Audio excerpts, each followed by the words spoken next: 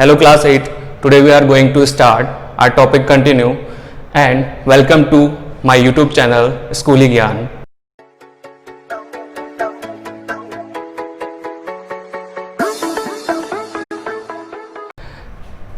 Earlier classes we have discussed about Aurangzeb, which is the very powerful Mughal ruler, and after his death British Empire established their empire at the India and on the behalf of trading.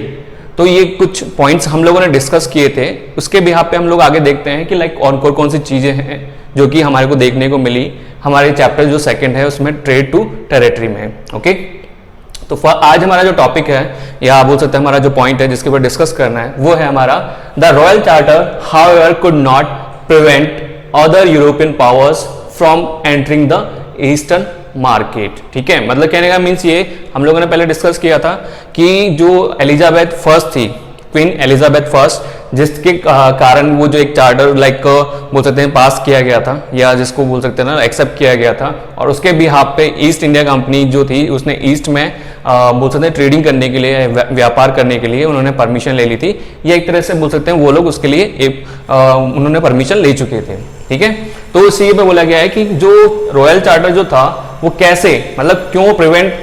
बोल सकते हैं नहीं रह पाया कहाँ पे European powers from the entering the eastern market, मतलब European जो पावर थी उसको ईस्टर्न मार्केट में आने से कैसे वो नहीं रोक पाया, कैसे प्रिवेंट नहीं कर पाया, आज इस पर हम लोग डिस्कस करेंगे. ओके, तो स्टूडेंट स्टार्ट करते हैं हम लोग हमारे टॉपिक को. By the time the first English ships sailed down the west coast of the Africa round the Cape of Good Hope and the crossed the Indian Ocean, the Portuguese has already established their presence in the western coast of India and their base in Goa. तो first point ये है कि like जो east India company थी या eastern जो बोल सकते हैं लाइक जो कि लाइक ब्रिटिश की बात कर सकते हैं हम लोग, वो हमारे इंडिया में आने से आए लेकिन उनको प्रॉपर तरीके से ट्रेडिंग क्यों नहीं कर पाए या खुद को प्रिवेंट क्यों नहीं कर पाए एज अ ट्रेडिंग बेसिस पे यूरोपियन कंट्रीज से. उसके पीछे रीजन क्या है कि यहाँ पे क्या बोला है कि जब इंडियन जो इंग्लिश जो शिप्स थी, मतलब बात करें हम लोग ब्रिटिश जो शिप्स थी वो जब आती थी कहाँ से लाइक सी रूट के थ्रू, तो उन्हें कहाँ से होके आना पड़ता था, वेस्ट कोस्ट. ठीक है, वेस्ट कोस्ट किसका, अफ्रीका का, जहां पे उसका और वहां पे उनको चक्कर या बोल सकते राउंड लगा के आना पड़ता था. कैप ऑफ गुड जो particular cap of good hop एक बोल सकते हैं ना हम लोग बोल सकते हैं जहां से वो लोग चक्कर काट के आते थे या बोल सकते हैं जहां से राउंड लगा के आते थे या बोल सकते हैं उनके रूट के बीच में ये पड़ता था. ठीक है, उसी के बेसिस पे बात करें और उसको क्रॉस करने के लिए, किसको क्रॉस करने के लिए, इंडियन ओशन की बात हुई है. मतलब इंडियन ओशन को क्रॉस करने के लिए उसे वहां का राउंड बोल सकते हैं लगा के आना पड़ता था या बोल सकते हैं इंग्लिश शिप्स को वहां के राउंड काटने पड़ते थे. अब हुआ क्या आगे,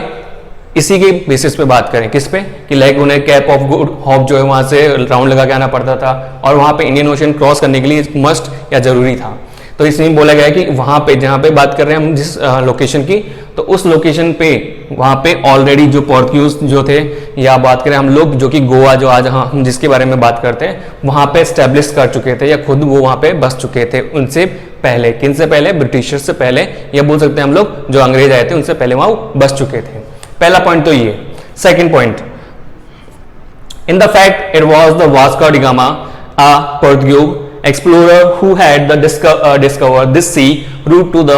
India in the 1498. By the early 17th century, the Dutch too were exploring the possibilities of trade in the Indian Oceans. Soon the French traders arrived on the scene. अब फर्स्ट पॉइंट क्या था कि like वहाँ पे जहाँ से वो English ships आते थे तो वहाँ पे ऑलरेडी क्या थे, वहाँ पे लोग या बोल सकते हैं एक तरह से हम बोल सकते हैं पोर्तुगीज जो थे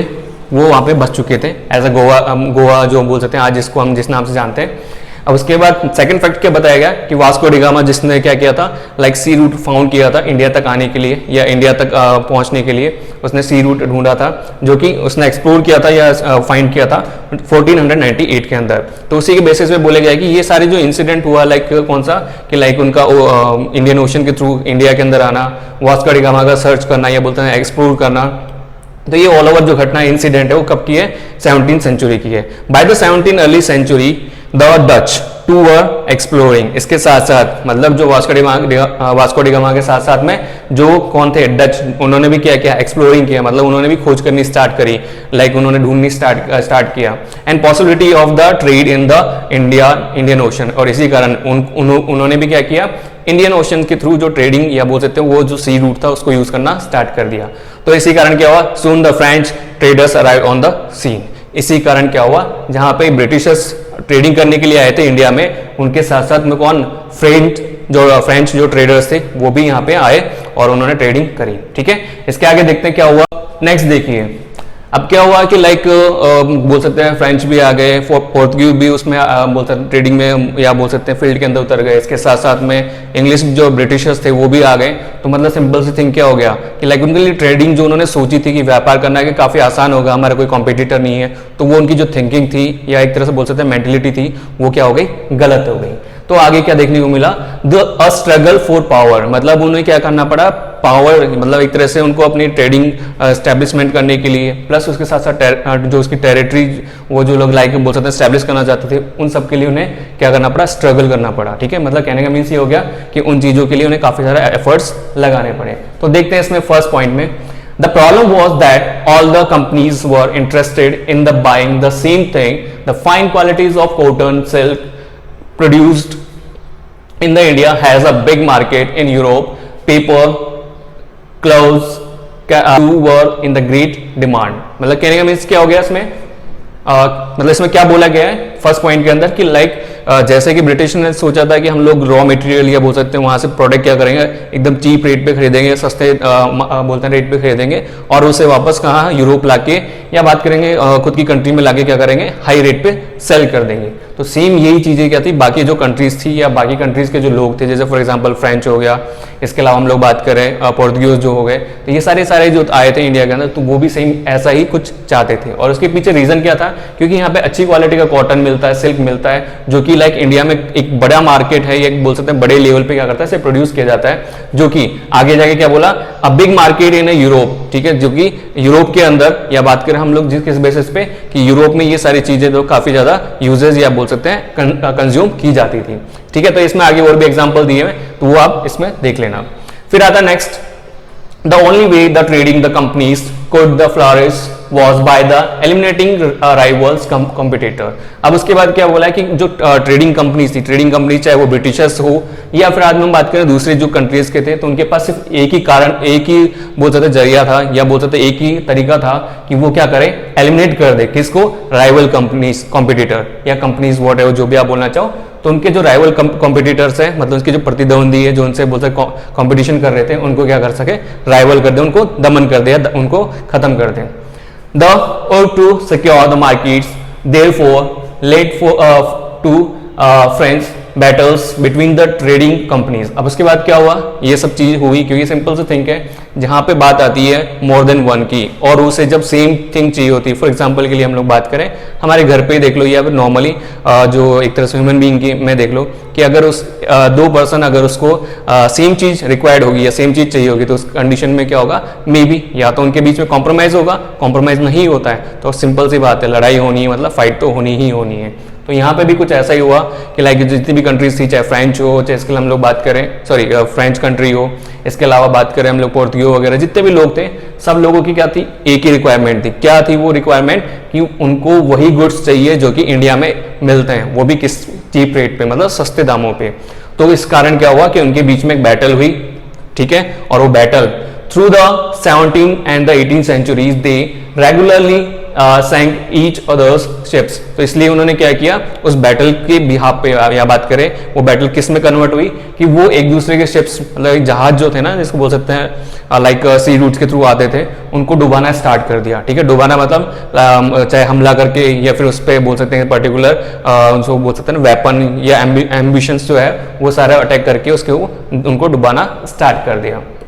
blockade routes and the prevent rival ships from the moving with the supplies of good। अब इसमें कौन कौन से कारण बताए, मतलब कैसे उनको रोका गया, राइवल जो कंपनीज थी या कॉम्पिटिटर थे उनको या तो उनका रूट ब्लॉक करके या उन पे हमला करके या बोलते हैं उन्हें प्रिवेंटेड करके। प्रिवेंटेड किस बेसिस पे कि लाइक उनको क्या नहीं प्रोवाइड करवाएंगे, गुड्स प्रोवाइड नहीं करवाएंगे, मतलब सप्लाईज वगैरह जो है उनको प्रोवाइड नहीं करवाई जाएगी। तो ये कुछ कारण थे जिसके कारण क्या हुआ कि लाइक शिप्स जी आप बोल सकते हैं दूसरी जो कंपनीज थी या दूसरे जो कंट्रीज थे उनको इससे काफी ज्यादा इंपैक्ट पड़ा या बोल सकते हैं काफी ज्यादा प्रभाव पड़ा। फिर देखते हैं third point, trade was carried on with the arms and the trading post were protected through the fortification. अब क्या हुआ कि ये जो जितना भी ट्रेड मतलब जो भी व्यापार वगैरह किया जा रहा था, चाहे वो ब्रिटिश कंपनी हो चाहे व्हाटएवर जो भी कंट्रीज हो, तो उनके थ्रू क्या किया, यहाँ पे जब व्यापार करना स्टार्ट किया, ट्रेडिंग करनी स्टार्ट की, तो उन्होंने क्या अपने साथ आर्म्स मतलब बात करें हम लोग हथियार भी लेके आना उन्होंने स्टार्ट किया। उसके पीछे कारण क्या था, बिकॉज हम लोग पहले डिस्कस कर चुके हैं कि जब भी मोर देन वन पीपल या बोल सकते हैं मोर देन वन पर्सन एक चीज की डिमांड करता है या उसको एक ही चीज रिक्वायर्ड होती है, तो उस बेसिस पे क्या होगा, या तो कॉम्प्रोमाइज या बैटल। तो कॉम्प्रोमाइज तो उन्होंने किया नहीं क्योंकि ब्रिटिशर्स स्टार्टिंग से कॉम्प्रोमाइज नहीं करते थे। तो यहाँ पे क्या हुआ कि लाइक बैटल हुई, और बैटल को एज अ किस फॉर्म में देखा गया कि लाइक उनके शिप्स को डुबो देना, ठीक है, उनके जो सी रूट्स है उन्हें ब्लॉक कर देना, तो ये सारी चीजें देखने को मिली। अब आगे देखते हैं कि लाइक थर्ड पॉइंट के अंदर कि लाइक वो उसके साथ साथ trade war carry on the with arms. अब इन्होंने क्या किया, जो व्यापार था ना वो हथियारों के साथ करना स्टार्ट कर दिया। मतलब कि उन लोगों ने एक तरह से बोलते हैं डरा धमका के जिसको बोल सकते हैं, क्योंकि जो काम सीधा नहीं हो सकता तो उसके लिए उन्होंने क्या किया, क्योंकि स्टार्टिंग से अगर देखें तो ब्रिटिशर्स की जो एक तरह से पॉलिसी रही है कि फूट डालो राज करो, ठीक है, और उसी के बेसिस पे इन्होंने क्या किया, अपने साथ जो ट्रेडिंग थी उसे किस में कन्वर्ट कर दिया, आर्म्स, मतलब अपने साथ आर्म्स वगैरह के बेसिस पे उन्होंने ट्रेडिंग या व्यापार करना स्टार्ट किया। And the trading the post were the protected through the fortification. इसके साथ साथ एक ट्रेडिंग या बोल सकते हैं उन्होंने जो व्यापार था उसको किस बेसिस पे, फोर्टिफिकेशन, यहाँ पे दे रखा फोर्टिफिकेशन। अब फोर्टिफिकेशन होता क्या है मैं बताता हूँ। फोर्टिफिकेशन मतलब होता है किलाबंदी। अब किलाबंदी से क्या सेंस हम लोग लेके चलते हैं कि मान लो कि फॉर एग्जांपल के लिए कि हमारा पिंक सिटी या एक तरह मान लें जयपुर जो है उसको अगर हम लोग बात करें तो ऑल ओवर जो है एक बाउंड्री से क्या कवर्ड है, स्पेशली मार्केट जो प्लेस है उनके लिए बात करेंगे। या हम लोग अगर दूसरा एग्जांपल लें, आप लोगों ने देखा होगा जितने भी फोर्ट्स किले जो होते हैं, ठीक है, उनके चारों तरफ बड़ी बड़ी या बोल सकते हैं काफी हाई जो वॉल्स लगी हुई होती है और बनी हुई होती है, सॉरी। और वो वॉल्स क्यों बनी होती है, बिकॉज क्या हो सके बाहर से आने वाले एनिमीज जो है इजी गोइंग अंदर एंटर ना कर सके, तो ये फोर्टिफिकेशन होता है। और वैसे हम लोग इसको बोले तो किलाबंदी बोलते हैं इसको हिंदी में। This effort to fortify the settlements and the carry on the profitable trade also led to intense conflict with the local rulers. तो इसके बाद क्या हुआ कि ये जो फोर्टिफिकेशन इन्होंने स्टार्ट की तो उसी के बेसिस पे क्या हुआ कि इन्होंने अपने जो ट्रेडिंग जो हब था जहां पे वो व्यापार करते थे उसके आसपास उन्होंने क्या किया, सेना या बोलते थे तैनात कर दी, मतलब जो आर्मी थी वो तैनात करनी स्टार्ट कर दी वहां पे, बोल सकते स्टैंड बाय पे रख दी, क्योंकि अगर कोई भी अटैक करता है तो वो उसके बिहाफ पे या उसके अगेंस्ट क्या कर सके, काउंटर अटैक कर सके। तो ये सारी चीजें स्टार्ट हुई। तो इसी कारण क्या हुआ कि वहां के जो लोकल ट्रेडर्स थे या लोकल स्पेशली रूलर्स की बात करें हम लोग, उन लोगों को क्या हुआ, काफी ज्यादा प्रेशर डालने लग गया, उन पे काफी ज्यादा दबाव डालना स्टार्ट कर दिया कि तुम लोग हमारे अंडर में रहोगे या हमारे अंडर में रह के व्यापार करोगे और रूल करोगे। वो किस बेसिस पे, आर्म्स के बेसिस पे, मतलब हथियार के बेसिस पे। उसके बाद क्या हुआ कि like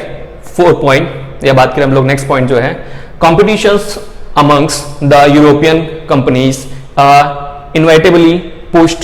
up the price at the which these the goods could be the purchased and these reduce the profits that could be earned। ठीक है, मतलब उसके बाद क्या बोला, जितने भी कंपटीशन थे, मतलब जितने भी कंपटीशन अलग अलग ट्रेडिंग या बोल सकते हैं व्यापारियों के बीच में हुए, तो वो सारे क्या थे, लाइक तरह से बात करें कि वो क्या हुआ, एक तरह से उन सबको पुश किया गया, मतलब कि लाइक बात करें कि जो भी प्राइस थी, जो गुड्स की प्राइस थी उसको इंक्रीज कर दी गई या बढ़ा दी गई। ठीक है, और which these goods could be the purchased and this reduce the profit that could be earned। और उससे जो होने वाला प्रॉफिट है, कौन सा वाला प्रॉफिट, जो कि लाइक बोल सकते हैं सेलिंग प्राइस और एक तरह से हम बात करें जो मैन्युफैक्चरिंग प्राइस है, उसके बीच का जो डिफरेंस है, वो जो डिफरेंस है वो कौन लेता था, ब्रिटिशर्स लेते थे। कहने का मीन्स हो गया कि ब्रिटिशर्स ने ऑल ओवर जो फोकस किया किसके ऊपर किया था, प्रॉफिट के ऊपर। फिर नेक्स्ट देखते हैं, The company therefore found it difficult to separate trade from the politics. Let us see how this happened। ठीक है, उसके बाद क्या देखने को मिला, क्योंकि सिंपल से थिंग है, ये सब जब इंसिडेंट होना स्टार्ट हुआ कि अलग अलग कंट्रीज आई उन्होंने ट्रेडिंग के लिए किया, तो उस बेसिस पे क्या हुआ कि कंपनीज को काफी ज्यादा प्रॉब्लम फेस करनी पड़ी। ठीक है, ट्रेडिंग के लिए। उसके बाद नेक्स्ट जो स्टेप या नेक्स्ट जो पॉइंट हम लोग डिस्कस करेंगे वो क्या है, East India Company beginnings trade in Bengal. अब उसके बाद क्या हुआ कि लाइक उसने ईस्ट इंडिया कंपनी जो थी उन्होंने अपना जो व्यापार जो ट्रेडिंग थी वो कहाँ स्टार्ट करी, बंगाल के अंदर स्टार्ट करी। ठीक है, इसका अब आगे देखते हैं लाइक कहाँ पहुंची, बंगाल पहुंची ट्रेडिंग करने के लिए, तो ट्रेड इन बंगाल। तो फर्स्ट इसमें देखते point, the first English factory was set up on the banks of river Hooghly in 1651। ये हमारे सबको पता है कि जब भी मैन्युफैक्चरिंग की बात आती है तो रॉ मटेरियल या एक तरह से हम बोलें नियर बाय उन प्लेसेस पे फैक्ट्री स्टेब्लिश की जाती है या बिल्ड की जाती है जहां पे क्या हो रॉ मटेरियल इजी गोइंग मिल जाए, या बोल सकते हैं नियर बाय होते हैं। ठीक है, तो इसमें भी वही बोला गया कि जो फर्स्ट इंग्लिश फैक्ट्री लगाई गई थी वो कहाँ लगाई गई थी, हुगली जो रिवर है उसके नियर बाय या बोल सकते हैं उसके आसपास लगाई गई थी 1651 पे। Okay, this was the base from the which the company traders known as the that time as factor operated। ठीक है, मतलब ये वो तरीका था या ये वो बेस था, उनका आधार था जिसके थ्रू उन्होंने क्या किया, जो कंपनी थी ईस्ट इंडिया कंपनी, उन्होंने ट्रेडर्स को एज अ खुद को उस टाइम का सबसे इंपॉर्टेंट फैक्टर बोल सकते हैं, उस टाइम का काफी महत्वपूर्ण जो कारक था वो इसमें देखने को मिला। ठीक है, और वहीं से उन्होंने क्या किया, लाइक ट्रेडिंग स्टार्ट करी थी। बोल सकते हैं कि हम लोग मेनली जो स्टेब्लिशमेंट जो थी बंगाल के अंदर ब्रिटिशर्स की, वो क्या थी, उनकी ईस्ट इंडिया कंपनी। फिर क्या हुआ, the factory had a warehouse where the goods for export were stored and it had offices where companies officials sat। ठीक है, मतलब जहां पे उन्होंने फैक्ट्री लगाई या बोल सकते हैं स्टैब्लिश की, वहीं पे उन्होंने वेयर हाउस बनाया। और वेयर हाउस होता क्या, मैं बता देता हूँ वैसे ही कि जहाँ पे क्या होता है गुड्स जो है काफी ज्यादा मात्रा में, काफी बोलते क्वांटिटी में क्या करता है कैप्ट करके रखा या स्टोर करके रखा जाता है, वो वेयर हाउस होता है। तो उन्होंने एक वेयर हाउस बनाया फैक्ट्री का, या बोलते थे जहाँ पे उन्होंने गुड्स वगैरह या माल वगैरह रखना स्टार्ट किया। एंड और वहीं पे it has the offices were companies officers set. इसके साथ साथ वहीं पे क्या किया उन्होंने, जितने भी ऑफिसर्स थे उनके लिए ऑफिस भी वहां पे बिल्ड किए उस वेयर हाउस के सराउंडिंग। फिर थर्ड पॉइंट देखते हैं, as the trade expanded the company persuaded the merchants and traders to come the settle near the factory. ठीक है, उसके बाद जैसे जैसे उनका क्या बोलते हैं जो ट्रेडिंग थी या कंपनी जो थी, उन्होंने क्या किया, एक तरह से एक्सपेंड होनी स्टार्ट की, मतलब जैसे फैलना स्टार्ट हुआ उनका व्यापार, तो उन्होंने क्या किया, उस कंपनी को जो उन्होंने स्टैब्लिश करी थी या फैक्ट्री को जो स्टैब्लिश करी थी, उस चीज को क्या किया, व्यापारियों से या एक तरह से बोल सकते हैं आसपास के जो फैक्ट्रीज थी उनसे बोल सकते हैं लाइक कॉन्टेक्ट में या उनके बोल सकते हैं टच में आना स्टार्ट हो गए। उसके बाद देखते हैं next point, by 1696 it began the building a fort around the settlement. 2 years the Tatrid bribed Mughals officials into the giving the company जमींदार right over the 3 villages। अब क्या हुआ, क्योंकि सिंपल सी बात है कि अगर हम लोग बात करें किसी को लाइक अपने फेवर में करना है तो 3 वेज होते हैं नॉर्मली, जिसको बोल सकते हैं पहले तो क्या करो लाइक समझाओ, ठीक है, फिर उसके बाद उसे क्या करो लाइक ब्राइब दो, मतलब जिसको बोल सकते हैं घूस दो, ठीक है, और फिर भी नहीं होता है तो फिर लास्ट में बैटल जो ऑप्शन होता ही है। ठीक है, तो फर्स्ट थिंग जो कि लाइक ब्रिटिशर्स समझा चुके थे, लाइक जितने भी इंडियंस थे उनके ट्रेडिंग जो व्यापारी जो थे या ट्रेड करते थे उनको, तो उन्होंने नहीं समझे तो उन्होंने क्या किया, ब्राइब देना स्टार्ट किया, मतलब घूस देना स्टार्ट किया। अब क्या हुआ, घूस किसको दी कि इसमें दिया हुआ है 1696 के अंदर क्या हुआ, उन्होंने एक बिल्डिंग बनानी स्टार्ट करी या फोर्ट बनाना स्टार्ट किया अराउंड द सेटलमेंट। सेटलमेंट्स मतलब जहाँ पे वो बसे हुए थे या जहाँ पे वो रह रहे थे, स्पेशली बात करें हम लोग फैक्ट्री की जहाँ बात करी गई है। 2 years द टेरिटरीज ब्राइब, मतलब उन्होंने 2 साल, मतलब बोल सकते हैं अप्रोक्स 2 साल के लिए उन्होंने ब्राइब दी किसको, मुगल्स को। ठीक है, जितने मुगल